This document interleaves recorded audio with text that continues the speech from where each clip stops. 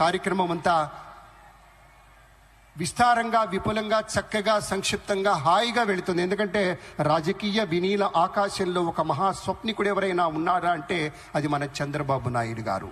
అధ్యయనం, ఆలోచన, ఇవి రెండే కళ్ళు. జనహితం, ప్రజామతం, ఆయన నమ్మిన దేవుడి రూపం. ఆ విధంగా చంద్రబాబు నాయుడు గారు రాబోయే ఎన్నికల కోసం కాదు,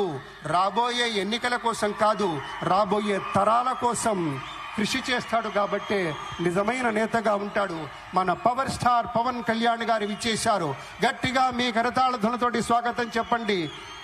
ఒక నిఖార్సైనటువంటి రాజకీయ నేతృత్వం ఎలా ఉంటుందో వారిని చూస్తుంటే తెలుస్తూ ఉంటుంది. ఒక నవనీతం లాంటి హృదయం ఉన్నటువంటి నేత మన పవన్ కళ్యాణ్ గారు, ఉప ముఖ్యమంత్రి వర్యులు.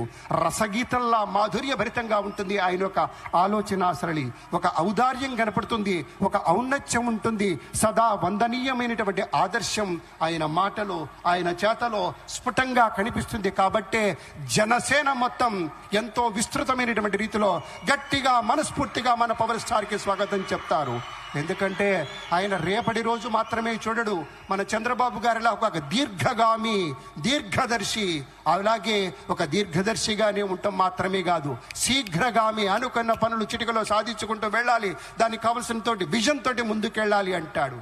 అలాగే ప్రతినిత్యము, ప్రతిరోజు, ప్రతి ఘడియ ఈ రాష్ట్రం తాలూకు ప్రజల యొక్క క్షేమం గురించి హాయిగా, ఆరోగ్యంగా, ఏ చింత లేకుండా ఉన్నారా అనేటువంటి ఒక ఆలోచన చేస్తారు మన పవన్ కళ్యాణ్ గారు. అలాగే మన అందరి యదమందిరాలలో ఆయన ఆవాసం ఉంటున్నాడంటే అది ఆయన గొప్పతనంగా మనవి చేస్తే, తను పంచేటువంటి మంచితనాల సావాసమే.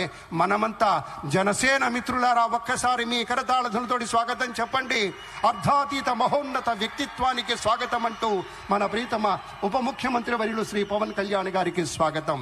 పెద్దలారా, మనిషి మనసు కలిస్తేనే ఒక మహోన్నతమైనటువంటి నగిషి నగల ధగాయమానంగా మెరిసేటువంటి రీతిలో నిరాడంబరత అనేటువంటి ఉనికిని నిశ్శబ్దమైనటువంటి విజయంగా మలుచుకుంటూ ముందుకెళ్ళినప్పుడే మనకి సాకారమయ్యేటువంటి దృష్టాంతాలు అనేకంగా మనవి చేస్తూ, ఇప్పుడు మరికొంచెం సేపట్లో మన ముఖ్యమంత్రి గారు అలాగే అనుసరించి ప్రధాని గారు విచ్చేస్తారు. It gives us great pleasure to welcome our Honorable Governor Shri Abdul Nazir ji. A warm welcome to